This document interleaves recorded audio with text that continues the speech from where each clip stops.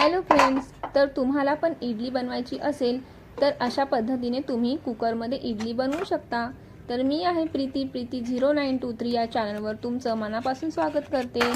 जर तुम्ही माझ्या चॅनलवर नवीन असाल तर व्हिडिओला लाईक, शेअर, कमेंट आणि सबस्क्राईब करायला विसरू नका। तर आता ना इथे मी घेतले आहेत 3 ग्लास तांदूळ। राशनचे तांदूळ घेतले आहेत मी, तर तुम्ही इडलीचे कुठले पण तांदूळ घेऊ शकता जर तुमच्याजवळ राशनचे तांदूळ नसतील तर। आणि 3 ग्लास तांदूळसाठी मी अर्धा ग्लास उडदाची डाळ घेतली आहे। त्यानंतर 1 टेबलस्पून मेथी दाणे टाकले आहेत। आणि आता आपल्याला हे तांदूळ आहेत ना स्वच्छ पाण्याने धुवून घ्यायचे आहेत। 7 ते 8 तास भिजवून झाल्याच्या नंतर आपण हे पाणी काढायचं नाही आहे तांदूळ मधलं। तर त्यानंतर आहे ना आपल्याला इकडे पोहे घ्यायचे आहे। ज्या ग्लासने मी तांदूळ मोजलेले त्याच ग्लासने मी अर्धा ग्लास पोहे घेतलेले आहेत। तर हे पाहू शकता तुम्ही, आता जे पाणी ठेवलेलं होतं ना आपण तांदूळ धुतल्याच्या नंतर, तर तेच पाणी आपल्याला वापरायचं आहे इडलीचं पीठ वाटण्यासाठी। मिक्सरच्या भांड्यामध्ये हे सर्व तांदूळ तर बसणार नाहीत, त्यामुळे आपण ह्याला 2 पोर्शनमध्ये वाटून घेऊयात। आणि जे पाणी होतं ना तेच पाणी आपल्याला ह्यात वापरायचं आहे। तर पाहू शकता तुम्ही, आता मी हे पीठ कसं वाटून घेतलेलं आहे। आपल्याला ना हे जरासं असं रवाळ ठेवायचं आहे, त्यामुळे ना आपली इडली अशी स्पॉन्जी बनणार आहे। तर आता ना आपण हे वाटून घेतलेलं ना एका टोपामध्ये काढून घेऊयात। आणि त्यानंतर आपण जे उरलेलं तांदूळ आहे ते सुद्धा आता ह्यात घालून वाटून घेऊयात। जर पाणी कमी पडत असेल तर तुम्ही अर्धा ग्लास पाणी पुन्हा ॲड करू शकता, पण होता होईल तर आपण ह्यात जास्त पाणी घालायचं नाही आहे। तर आता तुम्ही पाहू शकता हे पोहे मी धुवून ठेवलेले, तर थोडा वेळ पहिला पोर्शन वाटेपर्यंत भिजले।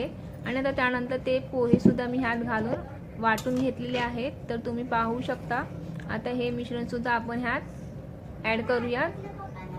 तर आता हे मिक्सरचं भांडं आहे, ह्याला सुद्धा पीठ लागलेलं आहे, त्यामुळे थोडं थोडं पाणी आपण ॲड करून ते भांडं असं धुवून घेऊयात आणि ते पाणी सुद्धा ह्यातच ॲड करूयात। तर पाहू शकता तुम्ही, मी 2 वेळा थोडं थोडं पाणी घालून ते भांड्याला जे पीठ लागलेलं होतं ते मी काढून घेतलेलं आहे। त्यानंतर आपल्याला एका चमच्याच्या सहाय्याने असं ढवळून घ्यायचं आहे। तर पूर्ण हे मिक्स करायचं आहे मिश्रण। त्यानंतर हे आता आपल्याला असंच रात्रभर झाकून ठेवून द्यायचं आहे।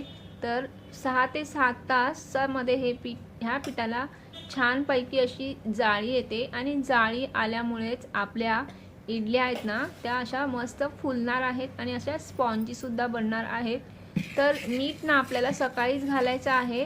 त्याचं कारण असं की जर आपण रात्रीच जर मीठ घातलं ना तर मग काय होतं, जर ते पीठ इडलीचं उरलं तर आपण त्याला दुसऱ्या दिवशी वापरू शकत नाही, कारण की त्याला खूपच असा उग्रट वास येतो।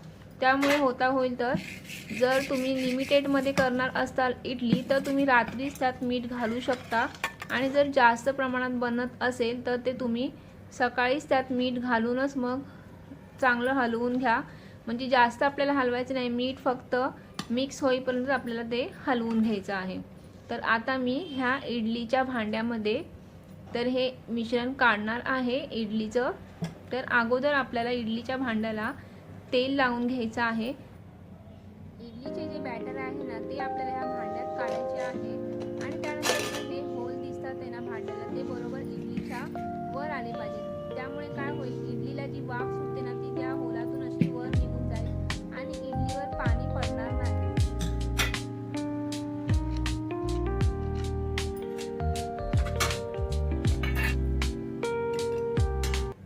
माझ्याकडे इडलीचा कुकर नाही आहे, म्हणून मी ही भांडी मागवलेली ऑनलाईन। तर तुम्ही सुद्धा अशी भांडी फक्त ऑनलाईन मागवू शकता आणि कुकरमध्ये सुद्धा इडली बनवू शकता। तर मी अशीच नेहमी कुकरमध्येच इडली बनवते आणि इडल्या एकदम भारी बनतात ह्या भांड्यात सुद्धा।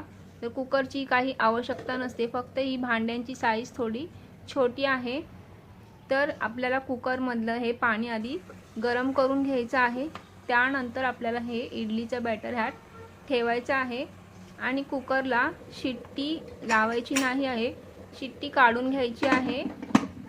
आणि त्यानंतर आपल्याला कुकरचं झाकण लावून आपल्याला 15 मिनटं हे वाफ द्यायची आहे.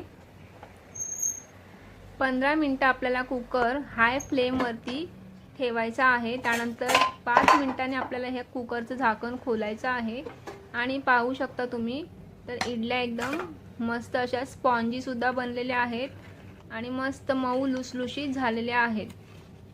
तर ही इडली तुम्ही मस्त हिरव्या चटणीसोबत आणि सांबारसोबत सर्व करू शकता. तर तुम्हाला माझा व्हिडिओ आवडला असेल तर नक्की लाईक करा आणि कमेंट करायला विसरू नका हा व्हिडिओ तुम्हाला कसा वाटला आणि चॅनलला सबस्क्राईब करायला विसरू नका. तर पुढची रेसिपी कोणती असेल हे तुम्ही मला कमेंटमध्ये सांगू शकता. तर अशाच रेसिपीसोबत पुन्हा भेटूया आपण. तोपर्यंत बाय बाय. स्वस्त खा, मस्त रहा.